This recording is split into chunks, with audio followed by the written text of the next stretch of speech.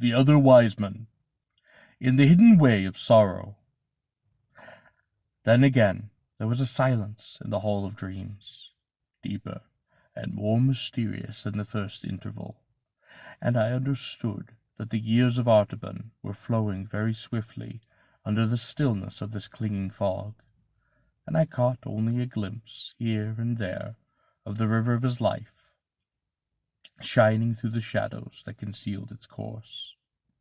I saw him moving among the throng of men in populous Egypt, seeking everywhere for traces of the household that had come down from Bethlehem, and finding them under the spreading sycamore trees of Heliopolis, and beneath the walls of the Roman fortress of New Babylon, beside the Nile, traces so faint and dim that they vanished before him continually, as footprints on the hard river sand glistened for a moment with moisture and then disappeared.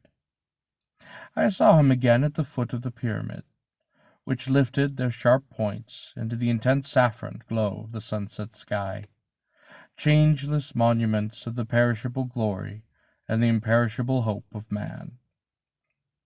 He looked up into the vast countenance of the crouching Sphinx, and vainly tried to read the meaning of her calm eyes and smiling mouth. Was it indeed the mockery of all effort and all aspiration, as Tigranes had said, the cruel jest of a riddle that has no answer, a search that never can succeed? Or was there a touch of pity and encouragement in that inscrutable smile, a promise that even the defeated should attain a victory, and the disappointed should discover a prize, and their ignorance should be made wise, and the blind should see, and the wandering should come under heaven at last? I saw him again in an obscure house of Alexandria, taking counsel with the Hebrew rabbi. The venerable man, bending over the rolls of parchment on which the prophecies of Israel were written, read aloud the pathetic words which foretold the sufferings of the promised Messiah, the despised and rejected of men, the man of sorrows, and the acquaintance of grief.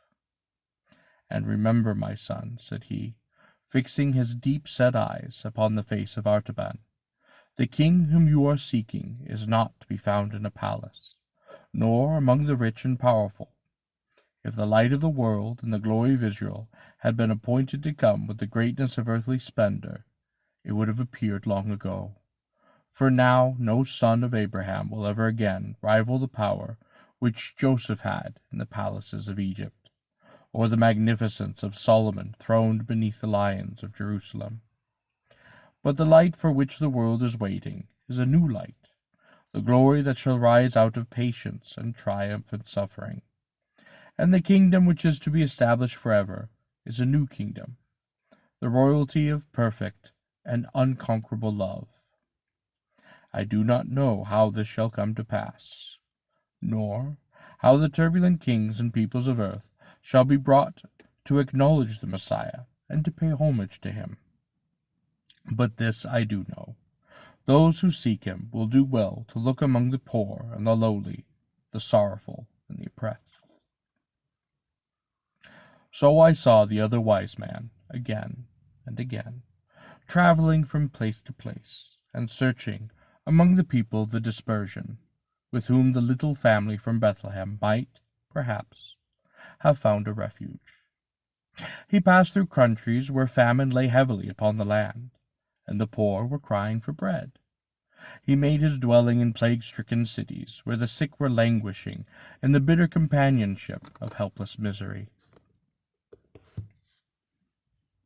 He visited the oppressed and the afflicted in the gloom of subterranean prisons, and the crowded wretchedness of slave markets, and the weary toil of gallery ships, and all this populous and intricate world of anguish.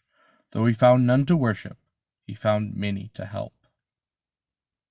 He fed the hungry, he clothed the naked, he had worked at healing the sick, and he comforted the captive.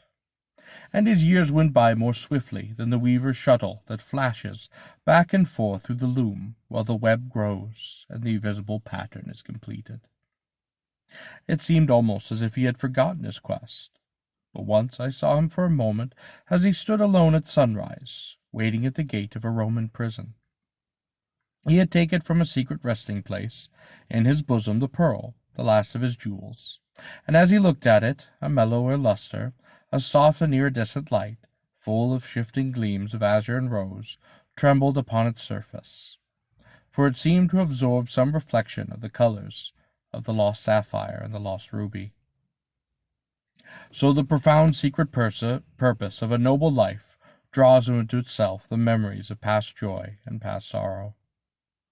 All that has helped it, all that has hindered it, is transferred by a subtle magic into its very essence, and it becomes more luminous and precious the longer it is carried closer to the warmth of your beating heart.